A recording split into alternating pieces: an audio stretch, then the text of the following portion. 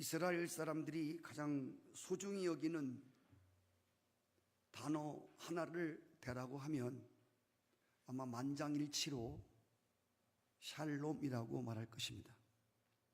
이스라엘 사람들은 지금도 서로 만날 때마다 샬롬이라고 인사를 합니다. 샬롬의 뜻은 평화라는 뜻입니다. 그런데 히브리 말로 샬롬이라는 말은 우리가 알고 있는 평화보다 더 폭넓고 적극적인 의미를 담고 있습니다. 샬롬이란 단어는 완전하다, 건강하다, 웰빙, 성취하다는 뜻으로 우리를 둘러싸고 있는 모든 삶의 마당, 모든 인간 관계 속에서 경험할 수 있는 충만하고도 온전한 은혜의 상태를 샬롬이라고 합니다. 하나님의 은혜는 반드시 샬롬의 은혜를 가지고 옵니다. 오늘 예배를 드리다가 여러분 안에 하나님이 주시는 세상이 주는 것 같지 아니하는 여러분의 마음의 평화가 충만히 깃들기를 축복합니다. 예수님께서 이 땅에 오실 때 샬롬으로 오셨습니다. 우리는 오늘 성경 말씀에서 샬롬의 하나님을 찾을 수 있습니다. 이스라엘이 가장 어두웠던 바로 그 시대는 사사 시대였습니다. 이때 시골에서 농사를 짓는 기드온이라고 하는 한 청년이 있었습니다. 하나님은 이 기드온을 통해서 어려움에 빠진 이스라엘 나라를 구출하기를 원하셔서 그를 지도자로 부르시고 계십니다. 그가 하나님을 만났을 때에 정말 우리말로 말하면 촌놈이에요. 촌놈. 이 촌놈이 전능하신 하나님을 만났을 때 너무도 놀랐습니다. 그는 너무도 감격스러웠습니다. 거기에 제단 하나를 만들었습니다. 그 제단 이름이 바로 여호와 샬롬입니다. 여호와 샬롬은 하나님은 평강이시라고 하는 뜻으로 하나님의 또 다른 이름이기도 합니다. 그 샬롬의 하나님을 경험한 기드온이 이제 하나님께 귀하게 쓰임받는 새로운 인생으로 변화가 되었습니다. 성도 여러분, 샬롬의 하나님을 만나면 우리 인생이, 우리 존재가 바뀌게 됩니다. 정말 오늘 이 제단, 성산 제단에서 올려드리는 수많은 제사가 있지만 오늘 제사가 기드온이 하나님께 올렸던 그 여호와 샬롬의 제사가 되어져서 여러분 끝나고 나갈 때에 하나님의 살아계시는 역사가, 하나님이 우리의 마음을 평안하게 하신, 돈을 벌어서 평안한 게 아니요, 애들이 소관sek에서 평안한 게 아니요, 일이 잘 풀려서 평안한 게 아니요, 이런 일대로 꼬이고 힘든 것들이, 그런 상황들이 겹쳤을지라도 그런 상황 중에도 하나님이 상황과 형편에 관계없이 우리의 마음에 평강을 강같이 흐르게 하시는 이 하나님의 축복이 있기를 축원합니다. 기드온이 하나님을 만났을 때 당시의 상황을 좀 관찰해 보면서 우리에게 필요한 샬롬은 무엇이고 우리가 샬롬이 필요할 때는 언제인지를 알아보도록 하겠습니다. 우리에게 언제 샬롬이 필요합니까? 우리가 모든 날들 속에서, 모든 시간 속에서 하나님이 주시는 이 평강이 있으면 너무 좋지요. 돈으로 살 수 없고 약으로 살 수 없는, 사람이 왠지 마음이 불안하고 두려운 것은 어떤 것으로도 쫓을 수가 없는 거예요. 언제 우리에게 하나님의 샬롬 평강이 필요합니까? 우리의 삶의 터전이 흔들리고 무너질 때입니다. 오늘 말씀의 배경은 사사기 6장 1절에 이렇게 시작이 됩니다. 이스라엘 자손이 또 여호와의 목전에 악을 행하였으므로 여호와께서 7년 동안 그들을 미디안의 손에 넘겨주었다고 했습니다.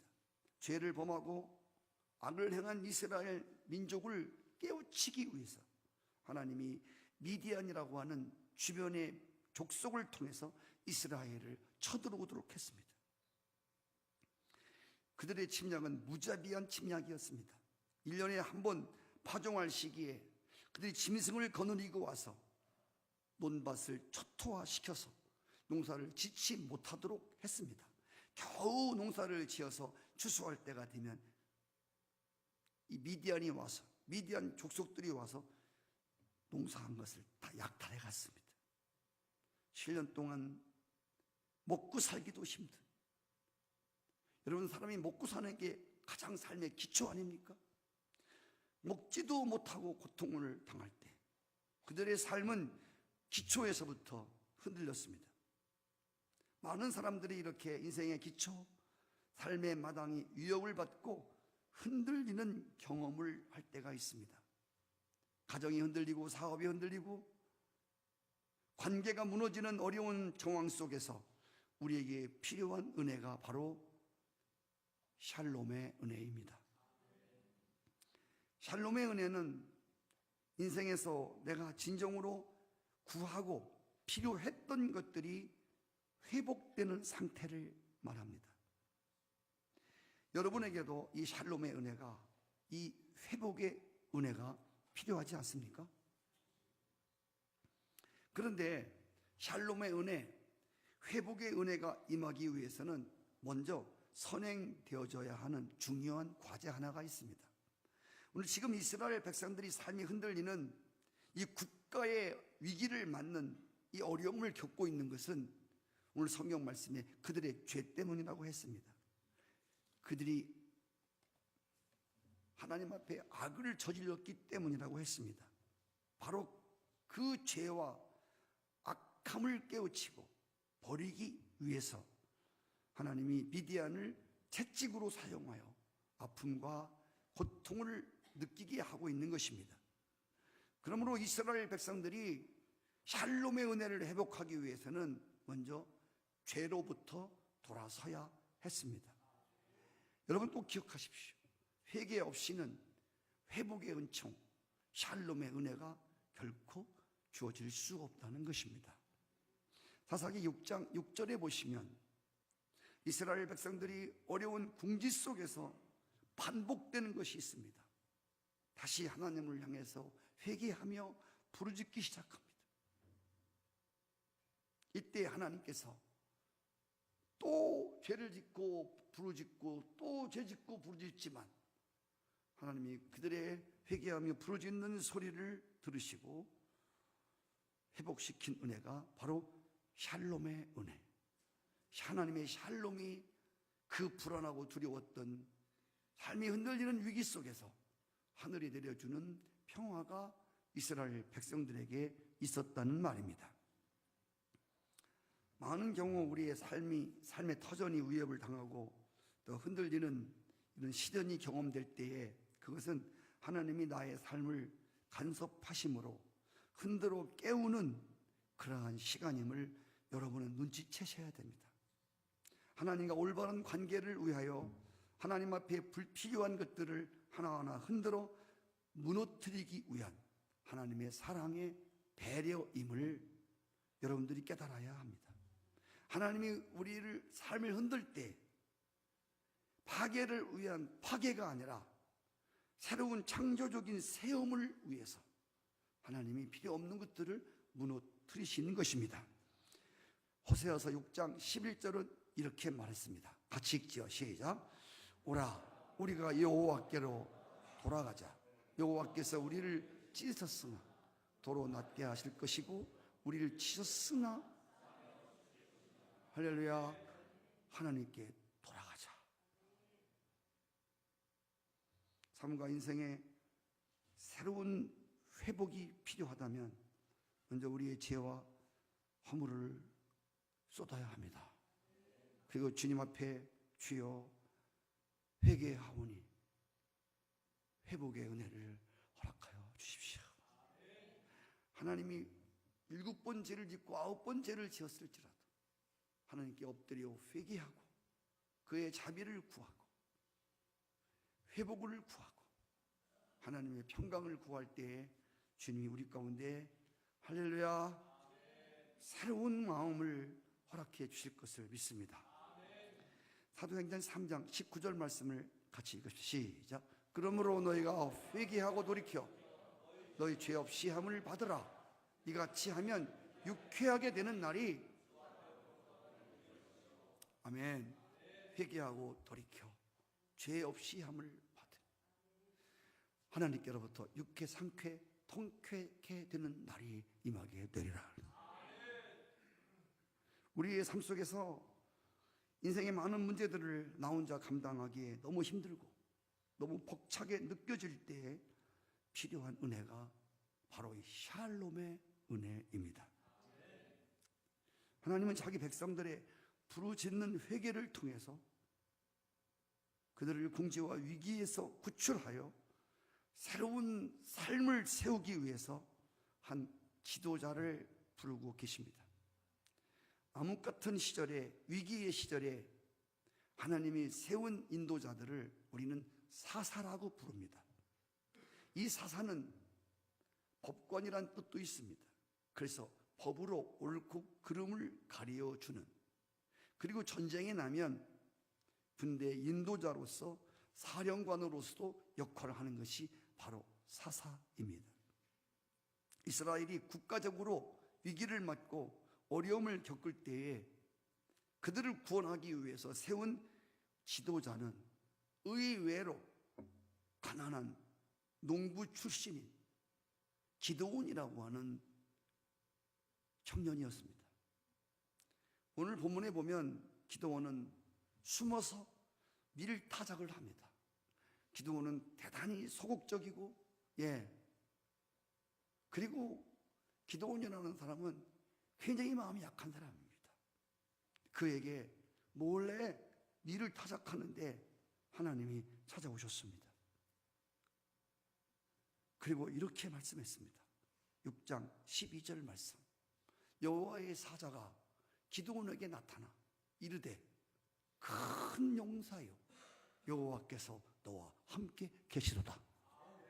여러분, 한 번도 싸만 적도 없고 그냥 시골에서 묻혀서 촌놈으로 농사나 짓고 살아가는 이 기드온에게 어떤 날 하나님이 그에게 임하여 큰 용사여 여호와께서 너와 함께 하신다. 그때 13절에 보시면 기드온이 이렇게 말합니다. 하나님이 함께 하시면 이 백성이 왜 미디안에게 이렇게 어려움을 당합니까? 하나님이 우리와 함께 하시는데 하나님이 우리를 버린 거 아닙니까?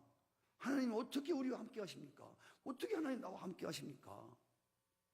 그러면 어떻게 우리나라가 지금 이 지경이 되겠습니까? 이렇게 묻습니다. 그때 14절에 보시면 여호와께서 그를 돌아보사 가라사대 너는 내 힘을 의지하고 가서 이스라엘을 미디안 손에서 구원하라.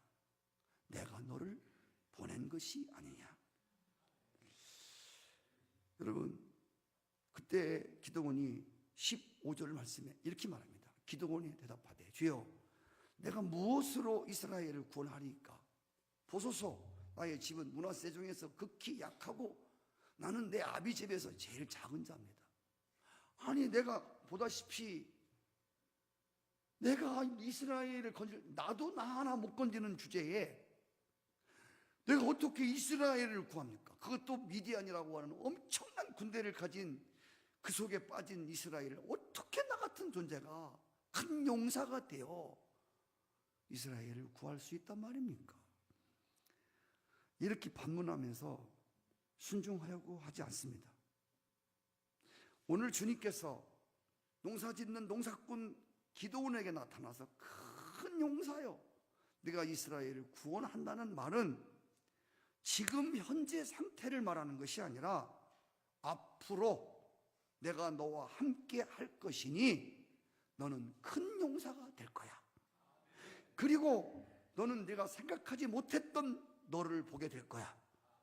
네가 어떻게 이스라엘을 건지나 너는 분명하게 보게 될 것이야.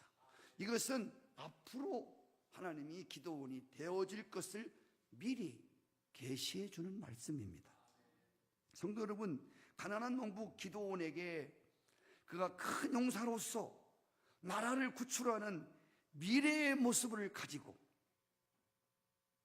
기드온에게 찾아오셨듯이 하나님이 오늘 우리를 찾아오실 때에, 아니 믿는 사람들을 찾아오실 때에 우리의 지금 모습이 아닌 미래의 비전을 가지고 찾아오신다는 것입니다.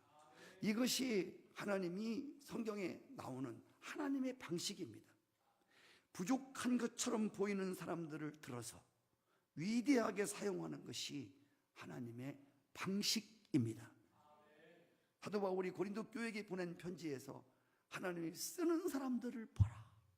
문벌 좋은 자가 많지 않고 능력 있는 사람이 많지 않고 하나님이 별 볼일 없는 사람들을 들어서 강하다고 하는 사람들을 부끄럽게 하는 것이 하나님이 하시는 방식이다. 할렐루야.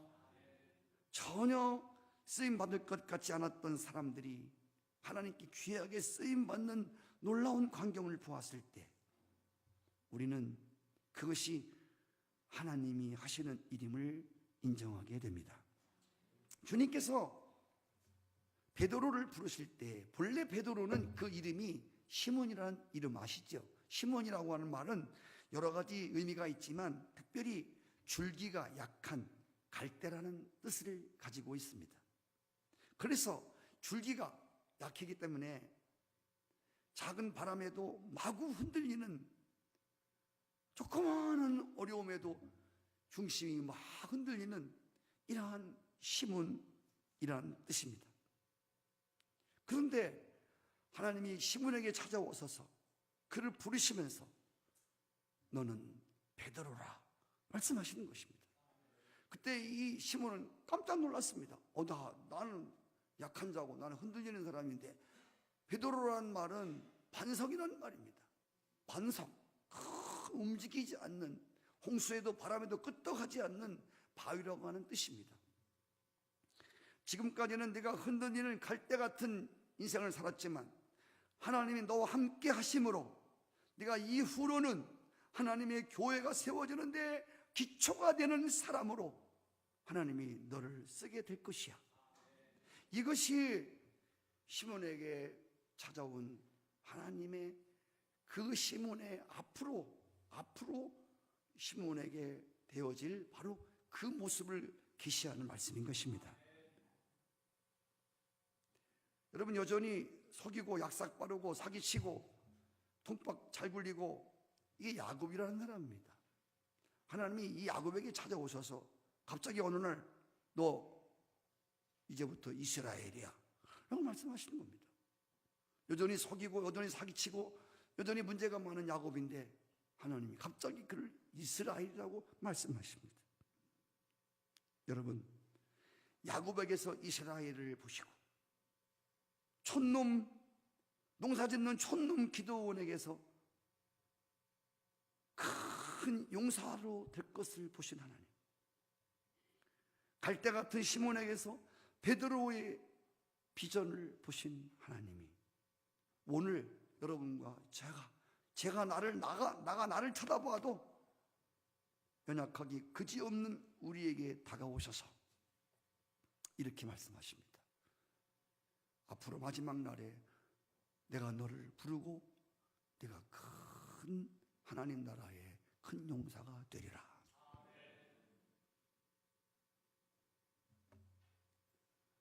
하나님은 절대로 사람을 잘못 보시지 않습니다. 하나님은 사람을 선택하시고 부르시는데 후회함이 없으십니다. 반드시 그분이 말씀하시면 그분이 말씀하신 비전대로 그들을 그렇게 세우시고 만드십니다. 진짜 여기 시몬이 베드로가 됐습니다. 초대교회, 교회를 세우는 기초돌이 되었습니다. 너 위에다가 교회를 세우리라. 야곱이 이스라엘로 바꿔줬습니다. 아멘. 기드온은 여러분 사사기 그 6장 끝 가보시 말지만 그 뒤편으로 정말 이스라엘 백성들을 구원하는 300명을 가지고 모래알 같은 미디안 적군을 물리치고 이스라엘을 구출하는 하나님이 쓰시는 놀라운 영도자가 된 것을 믿으시기 바랍니다. 하나님은 또 그렇게 부르시면 그 이름 그대로 하나님이 그렇게 반드시 그들을 그렇게 세우시는 것을 믿으시기 바랍니다. 하나님 앞에 부름받은 기도원은 아직도 아무것도 준비된 것이 없었습니다. 그래서 기도원은 6장 17절에 보시면 하나님, 내가 하나님께 은혜를 입었으면, 정말 하나님이 나를 불렀다면, 나에게 말씀하신 이가 주님이시라면 표징을 보여달라고 하나님 앞에 기도했습니다. 그때 이 표징을 구하는 기도원에게 하나님이 놀라운 기적으로 몇 번씩, 한두 번이 아니고, 양털 기적, 또 여러 가지 하나님의 기적을 많이 보여주셨습니다. 그리고 자기에게 찾아오신 바로 그분이 전능하신 하나님이신 것을 그가 깨닫게 됩니다.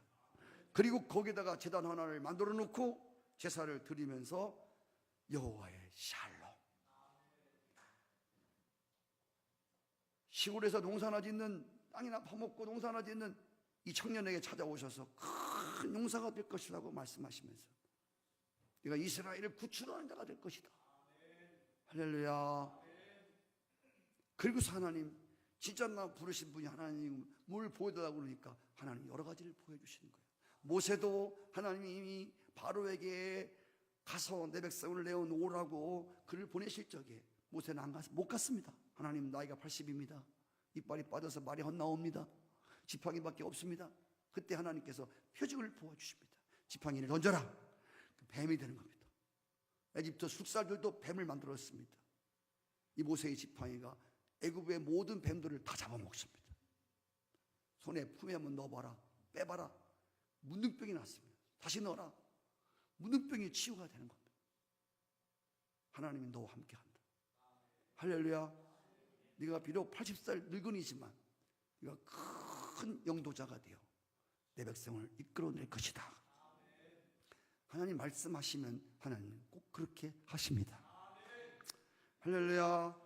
이제 하나님이 주시는 너무너무 두렵고 떨렸고 말도 안 되는 소리를 하는 하나님, 아니 웬간해야 말을 하지. 내가 나를 아는데 촌구석에서 배운 것도 없고 일자 무식하고 배운 건 농사일밖에 없는데 큰 용사라고 하고 이스라엘을 구출한다니. 이게 지금 우리는 때때로 하나님이 우리에게 명령하실 때, 나에게 말씀하실 때 내 입장과 좀 비스무리 좀 맞으면 아멘 되겠는데, 하나님이 내 처지와 내 형편과 조금 맞으면 내가 아멘을 하겠는데, 하나님이 말씀하는 건 터무니없는 것들이야. 아멘은 하지만, 그냥 아멘은 해드리지만, 아이고 어림도 없네. 어떻게 90살 할머니가 아기를 낳습니까? 그래서 살아도 농담도 잘하시네. 하나님도 코미디 할 줄 아시네. 그래 웃은 거 아닙니까? 100살 먹은 할아버지가 어떻게 아기를 낳냐고. 무슨 비스무리 뭐가 맞아 들어가야 아멘도 하고 힘도 나고 그런 거 아닙니까? 배운 것도 없고 교회는 다니지만 아무것도 모르고 기도시키면 도망가고 싶고, 목장 있어 시키지 마. 이런 사람에게 대표 기도를 갑자기 시키면 이거 얼마나 당황스럽겠습니까? 못해. 뭐 교사를 시키고 뭘 교회에서 모두 권사라나 또 집사라나 뭘 이게 가당치나 한 일이나 그 말이에요. 저보고 목사를 하라고 그래. 목사를 늙었어요 어머님이. 저보고 널 목사라는 거야. 난 그때 말도 막 더듬고 그럴 때 제일 싫은 게 목사였는데, 그때 제 어렸을 때는 제일 싫은 목사시랬거든. 왜? 그때 목사가 팔기가 어려웠거든요. 큰 게 몇 개 빼놓고 다 채권 가방 하나 들고 여자들 쭉 따라다니고. 내 저짓은 않는다 내가. 사나이로 태어나서 나 저건 않는다 그랬대. 그러니 하나님이 지금 꼭 목사를 시켰습니다. 하나님 하신다면 꼭 하십니다. 우리 어머님이 늘 너는 목사야. 왜 목사입니까? 넌 내가 바쳤어. 너는 장자기 때문에 내가 너 날 때 하나님께 딱 바쳤는 거야. 너는 목사가 돼야 한다는 거야. 기가 막혀서. 제가 사실은 목사를 멸시했지만 저 너무 거리가 멀어서 멸시한 것 뿐입니다. 어떻게 내가 목사랍니까? 약장사가 말로 밥을 먹는 사람이고, 목사도 말을 해서 설교를 해서 밥 먹어야 되는데 말도 막 더듬는데 내가 어떻게 목사를 합니까? 그래서 기가 막혀. 근데 우리 어머니 늘 그랬습니다. 야, 너 목사 되면 하나님 말 고쳐주는 거야. 너 이제 모세도 말 못했는데 고쳐줬었어. 그게 말이 안 됩니까? 하나님 말 더듬는 도 고쳐? 죽이면서 살리라니까? 나보고 늘 그랬어요. 아이, 농담도 막 그렇게 하지 마세요. 너무 심하시게 하지 마시라고. 무슨 여러분 뭐가 이렇게 맞아야, 대충 비스무리 맞아 들어가야 순종을 하든 뭐하지. 여러분 그렇지 않아요? 하나님 우리에게 말씀하시는 것이 너무너무 엄청나잖아요.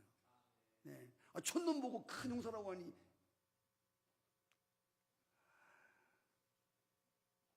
여러분 하나님은 우리를 너무 잘하십니다. 하나님 여러분을 지으셨습니다. 여러분보다 여러분을 훨씬 더 잘하십니다. 여러분이 사람들이 나를 뭐라고 하더라, 나는 내가 이렇게 생각해, 나는 이런 건 못한다고 생각하는 사람이야, 이건 안 되는 거야 라고 생각했다고 해서 안 되는 게 아니라 하나님이 하시면 하시는 거야. 아멘.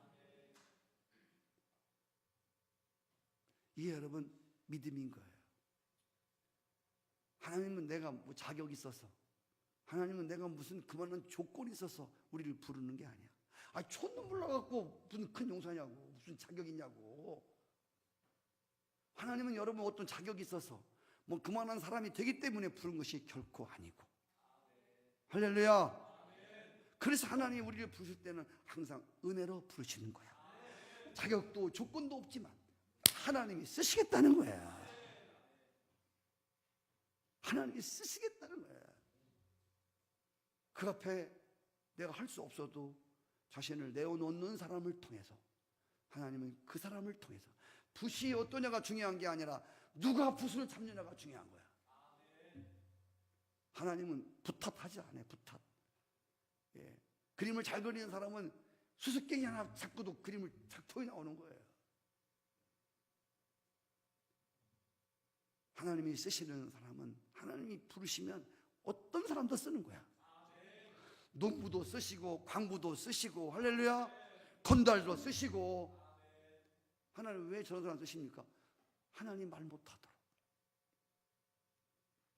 아멘. 성도 여러분, 스스로 비천하다고, 촌놈이라고, 농사꾼이라고 여겼던 기드온이 여호와 샬롬, 하나님의 평강의 은혜를 통해서 하나님 놀랍게 변화된 것을 믿으시기 바랍니다. 우리의 삶의 길이 험난하게 느껴지고, 인생의 짐이 무겁게 느껴지고, 힘겹게 느껴지고, 우리 가슴을 짓누르는 것이 있을 때 우리는 주님께 나가서 그분께 표징을 구해야 합니다. 여러분, 교사를 불렀으면 여러분 뭘 부르더라도 자신이 없거든 기드온처럼 물어보라니까. 하나님, 그러면 진짜 나 불렀으면 하나님 전능하신 분이면 나에게 표징을 좀 보여주십시오. 그럼 여러분, 하나님이 어떻게든 하나님 여러분에게 표징을 보여줄 줄 믿습니다. 꿈에 나타나서 내가 너를 불렀다고 말씀하시든 어떻게 말씀하시든 하나님이 우리를 확증시켜서, 할렐루야. 예, 저는 진짜 하나님의 표징이 있어요. 저는 말을 더듬는 목사인데, 제가 목사로 마지막에 부름을 받고 기도하는 제목이, 목사 하려면 하나님 말 더듬으면 난 절대 안 합니다. 내가 단호해서 말 더듬으면 난 내려와 버릴 겁니다. 하나님, 나 단호에 서서 내가 말 안 더듬으면 하나님이 나를 목사로 세운 줄 내가 믿겠습니다. 할렐루야. 더듬지만 가끔 더듬잖아요. 예. 저 내려오면 많이 더듬어요. 제가요. 단호에 오면 제가 안 더듬으려고 하는 게 아니라 이 혀가 그렇게 돌아가. 할렐루야. 그래서 여러분 잘 모르시겠지만 안상희 목사가 설교를 잘하든 못하든 상관없어. 은혜가 있고 없고는 둘째 문제고, 말을 안 더듬고 허글랑, 와, 하나님이 함께 하신다. 그거면 되지 뭐. 하나님 함께 하시면 되는 거지 뭐. 응? 하나님이 함께 하지 않아도요, 달변이 있어. 예. 그 주님을 찬양합니다. 할렐루야. 여러분, 하나님 앞에 엎드려 빌립보 4장 6절 7절 말씀 한번 읽겠습니다. 시작. 아무것도 염려하지 말고 오직 모든 일에 기도와 간구로 너의 구할 것을 감사함으로 하나님께 아리라. 그리하면 모든 지역에 뛰어난 하나님의 평강이 그리스도 예수 안에서 너의 마음과 생각을, 할렐루야. 여러분 마음이 두려움이 임할 때, 진노를 때 하나님께 엎드려 하나님이 부른 사람입니다. 하나님 그런 표징을 보여주십시오. 내 마음이 너무 두렵습니다. 내 마음이 너무 불안합니다. 진노는 힘이 있습니다 라고 기도할 때 하나님이 우리의 마음을 평안하게 주실 것을 믿습니다. 둘째로, 우리가 하나님의 평강이 필요할 때는 하나님의 임재 앞에서 두려움을 느낄 때입니다. 옛날 우리 애들이 막 울 때 그렇습니다. 우리 엄마가 순사 온다, 순사. 순경 온다, 순경. 너 잡으러 온다. 그럼 우리 못 울었습니다. 왜? 옛날에는 순경이 되게 무서웠거든요. 순사 온다고 그러면 울음을 그쳤어요. 죄인이 가장 두려워하는 것은 우리의 모든 것을 다 알고 계시는 하나님 앞에 설 때입니다. 제가 몇 주째 계속 말씀을 드리지만 하나님의 임재를 경험한 사람들의 특징이 뭐냐면 다 그 자리에 엎드러졌었습니다.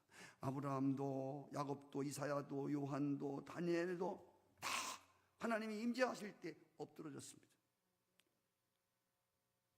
성도 여러분, 하나님의 임재를 너무 거창하게 사용하지 마세요.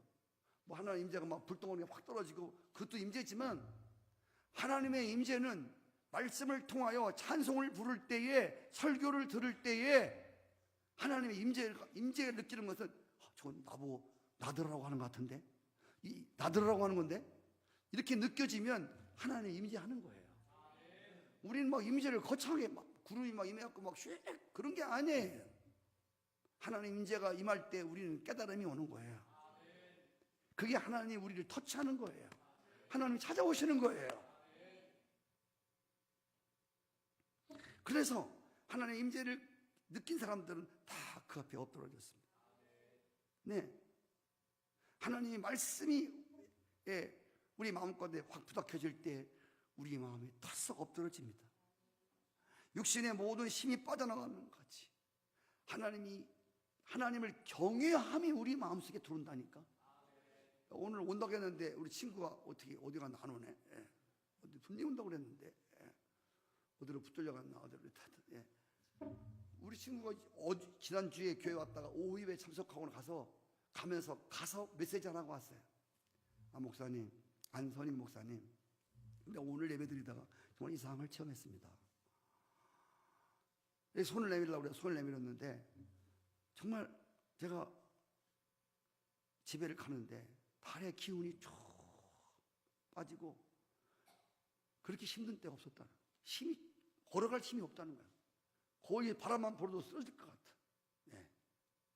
그래서 제가 메시지를 보냈습니다. 친구, 정집사, 하나님 임재한 거야. 임재. 그 임재가 뭐야? 그래서 하나님이 너를 만진 거야. 내가. 여러분, 다니엘도 하나님이 와서 터치하셨을 때, 하나님 임재가 있을 때 얼굴이 창백해지며 다리에 힘이 쭉 빠지고, 이게 뭐냐? 네 힘 빼고 하나님 힘 집어넣는 거야. 할렐루야. 여러분, 우리가 신앙생활하고 기도하는 것은 우리가 강해지기 위해서 기도하는 게 아니에요. 사람들이 착각하고 있는데, 사람들이 막 기도하는 건 내가 강해지기 위해서 기도하는 게 아니라 내가 약해지고 내 안에서 그분이 강해지기 위해서. 내가 약할 때 그가 곧 강함이라. 그래서 하나님의 임재 앞에 이렇게 우리 힘이 쭉 빠지는 거예요. 하나님은 여러분 운동을 하든 뭘 하든 간에 이러면 힘 빼는 게 제일 우선이야. 신앙생활도 여러분의 힘, 여러분 지혜, 여러분 지식, 여러분 뭐 이런 것들이 쏙 빠져야 돼. 그때부터 신앙이 이제 들어오기 시작하는 거야. 뭐 내가 뭘 했더니 뭐 내가 한번 아직도 먼 사람들이야. 그는 얼마 가지 못해 지치고 얼마 가지도 못해. 제가 뻔히 알아요. 그래서 하나님이 일하는 사람들은 내 무엇으로 으쌰으쌰 일하는 게 아니라 하나님의 신으로 하는 거야. 힘으로 안 되고 능으로 되지 않지만 나의 신으로 하는 거예요. 목회도요, 내가 하려고 하면 진짜 못하는 거예요. 이거 어떻게 목회합니까? 여러분 한번 해보시라니까. 이 목회라고 하는 게 이게 되냐고, 이게 그냥 이게. 수도 없이 밀려오는 설교 준비, 설교, 예? 어떻게, 뭘로 합니까? 새벽, 금요기도회, 신방, 어떻게 그걸, 지금 교인들이 귀가 얼마나 또 큰데, 어떻게 그 귀를 만족시켜줘요? 예? 그렇다고 무슨 가수들은, 예? 시력공을 먹고 마약을 먹고 막 하지 말고, 어떻게 목사가 뭘로 하는 거야? 다른 힘으로 하는 게 아니라 하나님의 성령의 도우심으로 하는 거야. 이거 없이는요 못하는 거예요. 진짜 못하는 거예요. 할렐루야. 네, 성도 여러분, 하나님이 기도원을 찾아왔을 때 기도원이 표징을 보여달라고 했습니다. 하나님이 보낸 천사가 바위돌에 고기와 떡을 놓아라, 국을 갖다 놓아라. 그때 주의 사자가 손에 잡은 지팡이를 들어서 건드리니까 바위에서 불이 나왔습니다. 아니, 참 희한하죠? 여러분, 성경은 재밌는 얘기가 아니에요. 실제 하나님이 그리 하실 수 있는 거예요. 불도 나오고 갈라져서 물도 나오고요. 이거 하나님이 하시는 거예요. 할렐루야. 그러더니 그 모든 고기와 국을 다 핥아버렸습니다. 그때 기도원이 깜짝 놀랐습니다. 그리고 사사기 6장 22절에 이렇게 말했습니다. 기도원이 그가 여호와의 사자인 줄을 알고 가로되 슬프도소이다. 주 여호와여, 내가 주의 사자를, 하나님을 내가 대면해 보았다는 거야. 성도 여러분, 구약에서는 죄인이 하나님을 대면하면 즉시로 죽는 거예요. 죄인이 하나님의 영광을 접하는 순간 그 자리에서 즉시 심판이 일어나서 즉사하게 되어 있는 거예요. 그래서 구약 성경에는 하나님을 보려고 하지 말라는 거야. 그래서 기도원이 하나님의 표징을 구하다가 그 바위에서 불이 나와서 타르는 걸 보고 하나님의 임재가 경험되어지는 순간 나는 죽었구나. 두려움과 함께 막 슬픔이 밀려오는 거야. 두려움과 함께. 왜 하나님이 나를 찾아와? 하고서 이렇게 하기 싫다는데 농사를 이렇게 내버려두지, 뭘 큰 용서하고 어쩌고 저쩌고 하더니 이렇게 나를 만나갖고 나는 죽었잖아. 이제 나는 죽었어. 그래서 두렵고 슬픈 거야. 그런데 하나님의 반응이 뜻밖의 반응이었습니다. 사사기 6장 23절 말씀 시작. 여호와께서 그에게 이르시되 너는 안심하라, 두려워하지 말라, 죽지 아니야. 할렐루야. 꼭 죽을 줄 알았는데 하나님 말씀하시는, 너 안 죽어, 너 두려워하지 마. 할렐루야.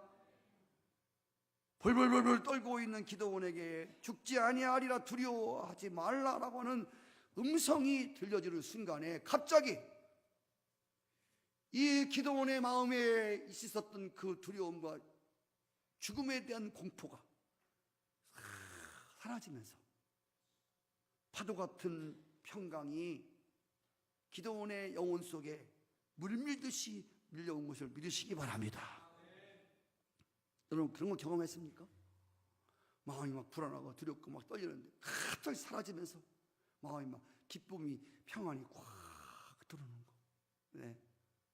와, 저거 여러분에게 간증했을 때도 간증했지만 산에 들어가서 아무도 없는 캄캄한 손에 가서 막 여우 울고 막 늑대 울음소리 나고 막 여기저기서 막 살쾡이 막 파란 불 비치지. 산속에 들어가 기도하는데요, 엄청 식은땀이 슈슈슈, 눈을 감을 수가 없어. 뭐 누가 와서 뭐 오는 것 같아. 기도하도 눈 뜨고.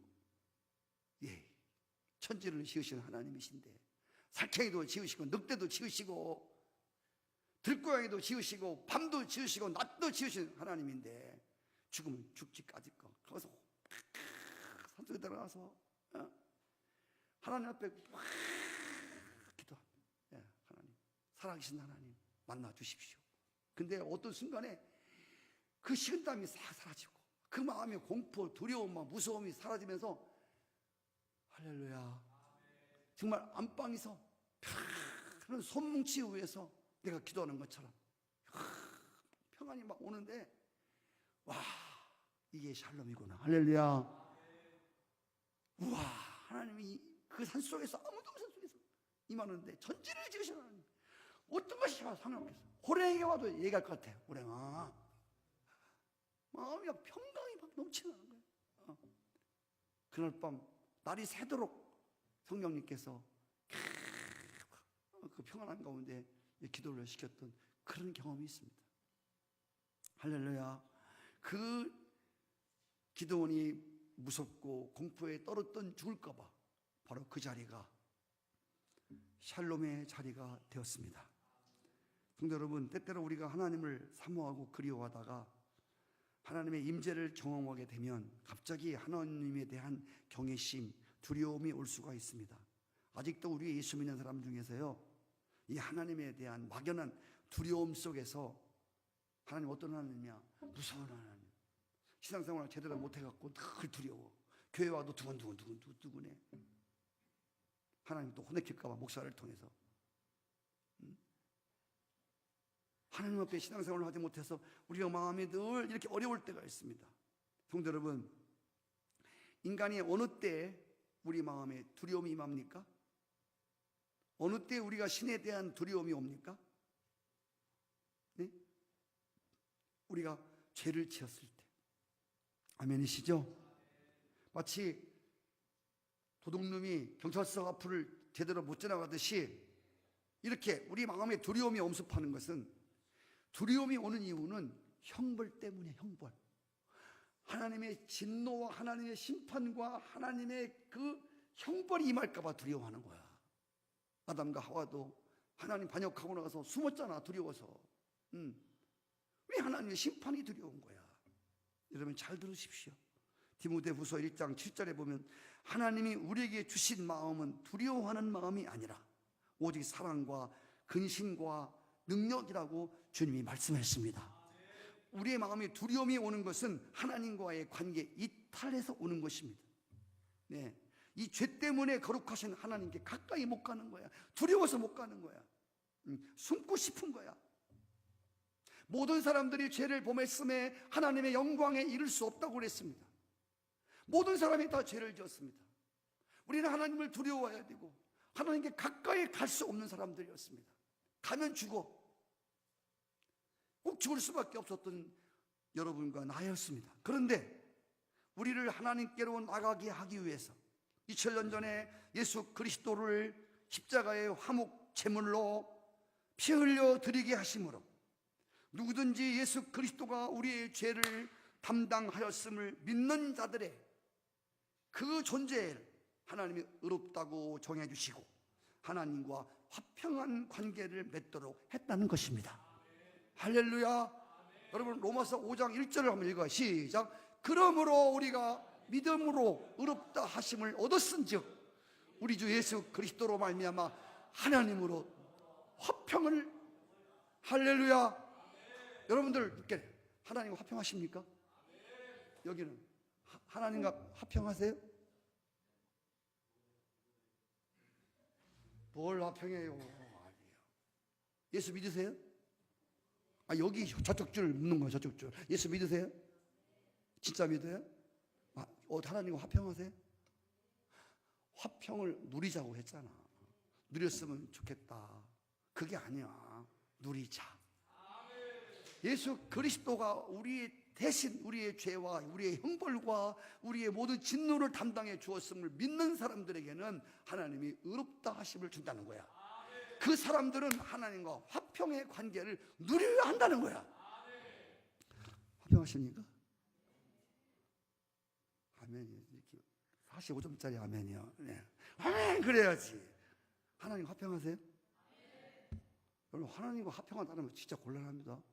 여기는 하나님 화평하세요? 박찬희 선생님이 아멘해서 눈을 깔아 밑으로 이렇게. 아멘이 자신이 없네. 여러분들은 화평하십니까? 할렐루야. 여러분 내가 예수 그리스도로 믿음으로 의롭다함을 입었을 때 때때로 죄를 질 수가 있어요. 상호되어 가는 부분에서. 그렇지만 우리가 중요한 것은 회개하고 우리의 형벌을 담당하신 예수 그리스도 그 앞에 무릎을 딱 꿇으면 아멘. 우리는 하나님께 가까이 나갈 수 있는 사람이 되는 걸 믿으시기 바랍니다. 할렐루야. 여러분 골로새서 1장 22절 하나 더 읽고요. 시작. 이제는 그의 육체의 죽음으로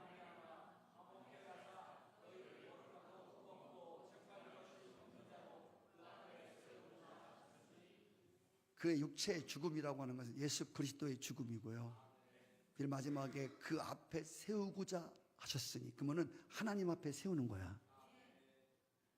죄인들은 하나님께 못 나가는 거야. 할렐루야. 여러분 뭣도 모르고 오늘 나온 사람 있거든요. 크게 감사하세요. 안 죽은 거. 할렐루야. 그래서 교회는, 하나님의 보좌는 예수 그리스도의 피의 공로를 붙잡고 하나님께 나오는 거예요. 기독교 신앙은 샬롬의 복음이고 십자가의 복음입니다. 종교개혁자 마르틴 루터 이야기를 하고 마치겠습니다.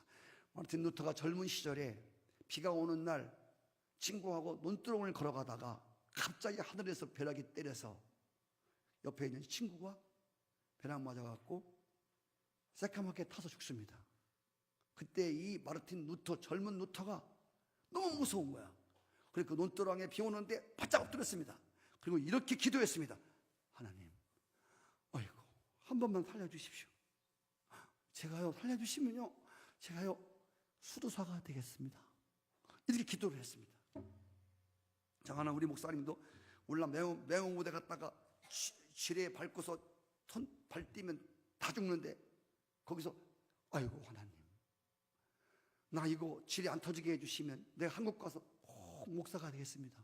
그런 분이, 제가 아시는 분이 있어요. 지금 목회 잘하고 계시는데 그분 살려주었어. 왜 꼭 그렇게만 꼭 목회를 하고 꼭 주의를 하냐고. 꼭 지뢰 밟아갖고 아이고 안 터지면 주의 열심히 할게요. 예. 새벽기도 열심히 하고 그럴 거예요, 여러분들? 예? 왜 꼭 그러시냐고. 주여. 그래서 그 약속대로 이 마르틴 루터가 수도원에 들어갔습니다. 하나님의 임재를 경험하기 위해서 열심히 규율을 지켰습니다. 금식했습니다. 고행을 했습니다. 하나님의 은혜를 구했지만 여전히 죄책감이 사라지지 않는 거야. 여전히 마음에 평화가 없는 거야.